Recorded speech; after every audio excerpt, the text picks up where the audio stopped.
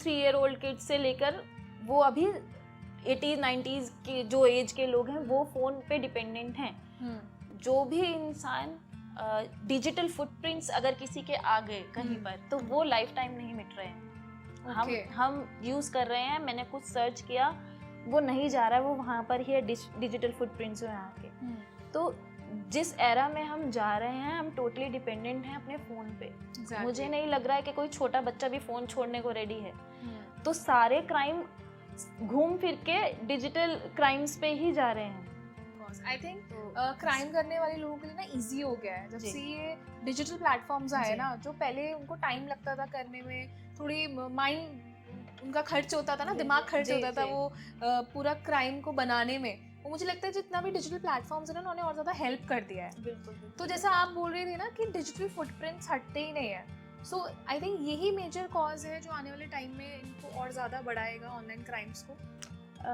Digital footprints हटते नहीं है, वो हमारे लिए अच्छा है। ओके। जैसे कि अगर कोई कुछ भी एक्सेस कर रहा है अपने लैपटॉप या फ़ोन में तो हम वो चीज़ देख लेंगे कि भाई इसने एक्सेस किया था किसी भी पर्टिकुलर टाइम या डेट पे। तो ये चीज़ हमारे लिए अच्छा है क्योंकि एक प्रिंसिपल है फोरेंसिक साइंस में, Locard's principle of exchange, every contact leaves traces.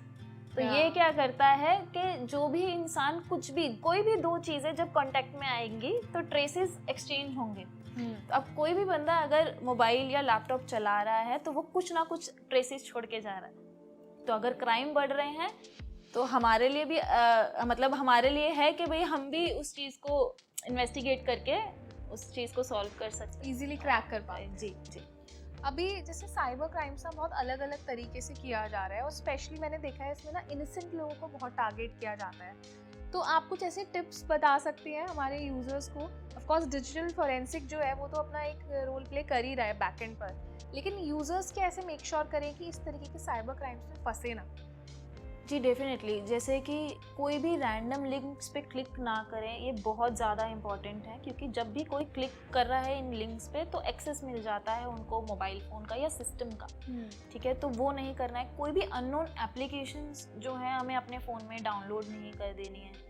Plus क्योंकि ये ऐसी चीज़ें हो जाती हैं उसमें हम एक्सपर्ट्स भी हेल्प नहीं कर पा रहे हैं। सी, अगर आपने किसी लिंक पर क्लिक करके या आपने अपनी पिन कहीं पर फॉर इंस्टेंस डाल दिया या ओटीपी बता दिया, इसमें हम कुछ कर ही नहीं पाएंगे ना। आपने खुद विलिंगली अपना ओटीपी किसी के साथ शेयर किया है या अपनी पर्सनल डिटेल्स शेयर की हैं, तो इस चीज़ में बीइंग एन एक्सपर्ट हम कुछ नहीं कर पाएंगे। तो ये चीज़ें जो है ना आपको खुद ही सॉर्ट आउट करनी पड़ेगी कि भाई हम लिंक्स नहीं शेयर मतलब क्लिक करें या कोई ऐसी रैंडम एप्लीकेशन जो है वो नहीं मतलब डाउनलोड करें अपने फ़ोन में। प्लस कोई भी जैसे व्हाट्सएप है उसमें आप मेक श्योर कर लें कि जैसे कि ग्रुप होता है उसमें कोई आपको ऐड ना कर पाए अनटिल अनलेस वो आपका खुद का सेव्ड कॉन्टैक्ट ना हो। उसमें एक ऑप्शन आता है ना ग्रुप्स में।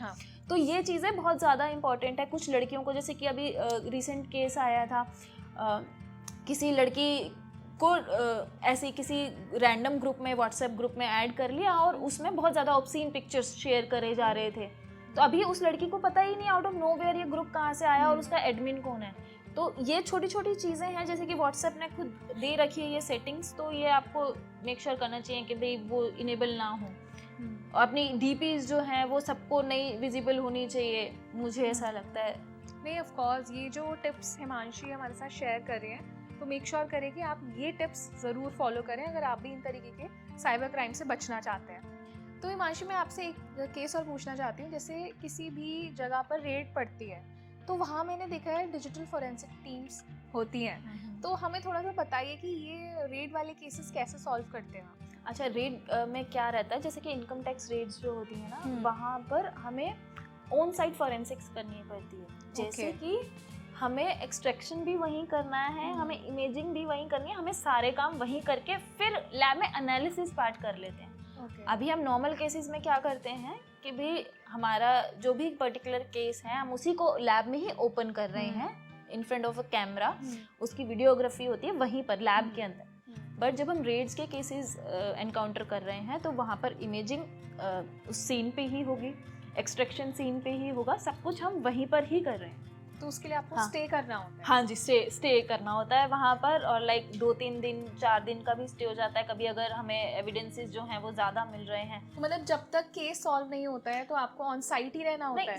सॉल्व नहीं करना है हमें, डेटा वहीं पर ही उठाया जाएगा। ओके